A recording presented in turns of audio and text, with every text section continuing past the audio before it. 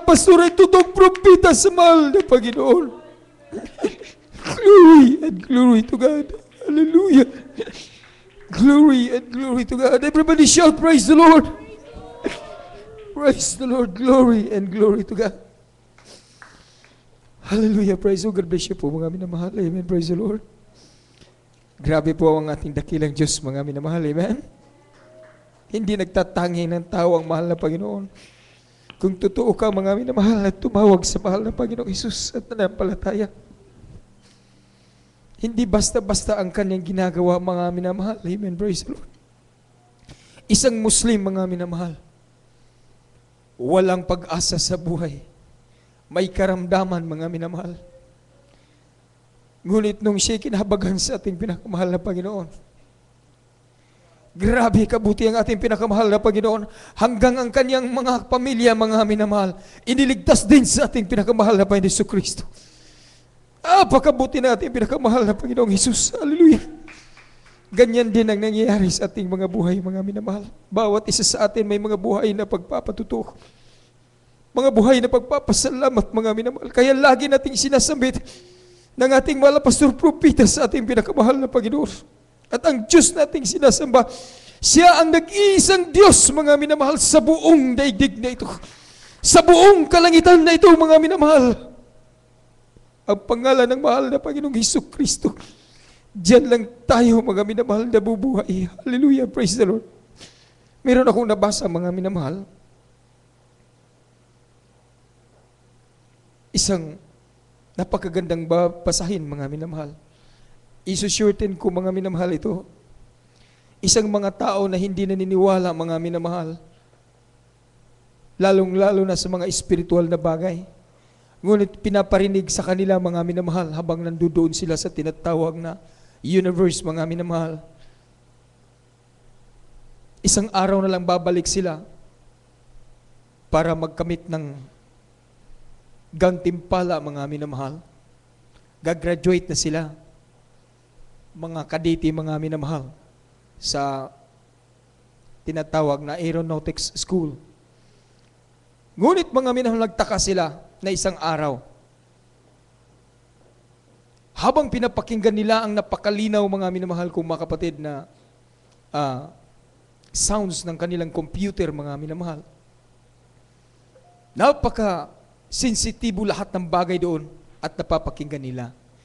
Ngunit isang minutong nakaraan mga minamahal, nag-collapse yung tinatawag na monitor sa kanilang screen.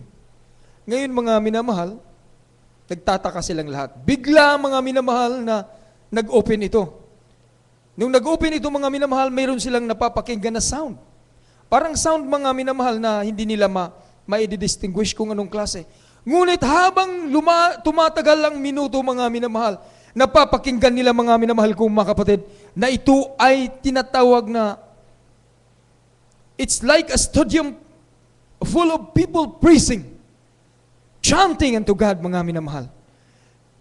Napapakinggan nila yung mga tao mga minamahal na nag-aawitan. Bawat kanta mga minamahal, iba-iba yung verse mga minamahal. Walang ibang sinasabi mga minamahal, pumatak ito sa kanilang computer mga minamahal. Para bang mayroong translation ang naggagawa mga minamahal. Ang nakasulat doon, "Butchered the lamb to the lamb, all the glory, all the praises, all the strength belongs to the Lamb." At ang awiting ito mga minamahal, paulit-ulit itong napapakinggan nila. At habang tumawag yung kanilang tinatawag na project director mga minamahal, kinumusta sila dahil sa umagang yon babalik na sila at bibigyan sila talaga mga minamahal ng tinatawag na gantimpala. Amen, praise the Lord. Ngayon mga minamahal, may isang kadete na nagsasabi, mayroon akong hindi naintindihan dito. Ang sabi agad mga minamahal ng project director, bakit mayroon ka bang narinig na sound? Ang sabi ng isang kadete, paano mo nalalaman? Ang sabi niya mga minamahal, mayroon kang nag-aawitan, mga tinig na nag-aawitan. At kinakanta ito ng project director mga minamahal, naghaham siya mga minamahal, kinakanta niya mga minamahal. Nagtataka ang kadete, bakit alam mo? Wala ka naman dito. Ang sabi niya, 30 years ago, napapakinggan ko na yan. Noong ako'y kaditi pa lang at nandidiyan ako sa inyong kinalalagyan. Nakikita ninyo at nalalaman ninyo, I'm just always telling you that you are playing in the backyards of God. Mga minamahal, nilalaro-laro nila ang tinatawag na backyards of God. Sa katotohanan, mga minamahal, mas mapalad ang mga taong naglilingkod sa mahal na Panginoon at nakakakilala sa buhay na Diyos dito sa mundong ito.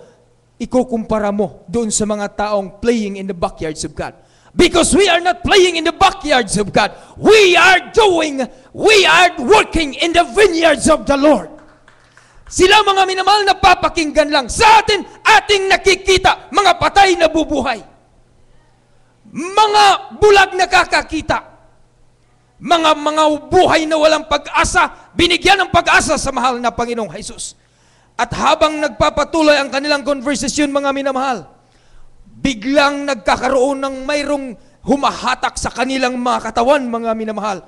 At ito'y idinadala doon sa floor, mga minamahal, doon sa module mismo ng kanilang nilalagyan, mga minamahal.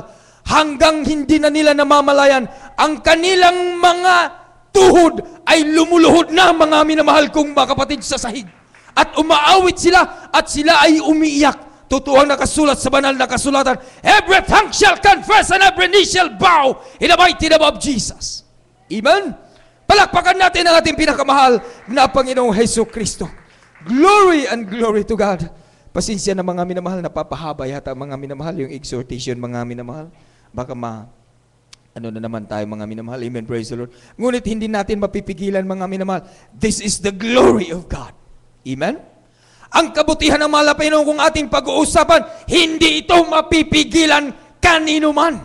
Ang sabi nga, mga minamahal kong mga kapatid sa banal na kasulatan, kung hindi ako magpupuri sa buhay na Diyos, kung hindi ko ibubuka ang aking mga labi, ang mga bato hayaan niyo na magpupuri.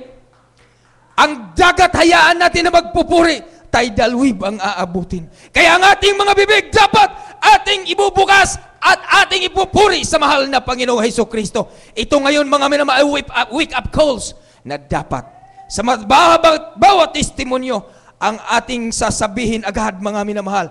Hallelujah, praise the Lord. Yung hallelujah, praise the Lord na mula sa ating mga puso. Mula dito, papunta sa kaharian ng mahal na Panginoong Hesus Kristo. Palakpakan natin ating mahal na Panginoong Hesus. Glory and glory to God. Atin na pong tinatawagan, mga minamahal, ang susunod na magbabahagi ng kanyang pagpasalamat, beloved sister, Jen Nicardo. Amen, praise the Lord, glory and glory to God. Hallelujah, praise the Lord.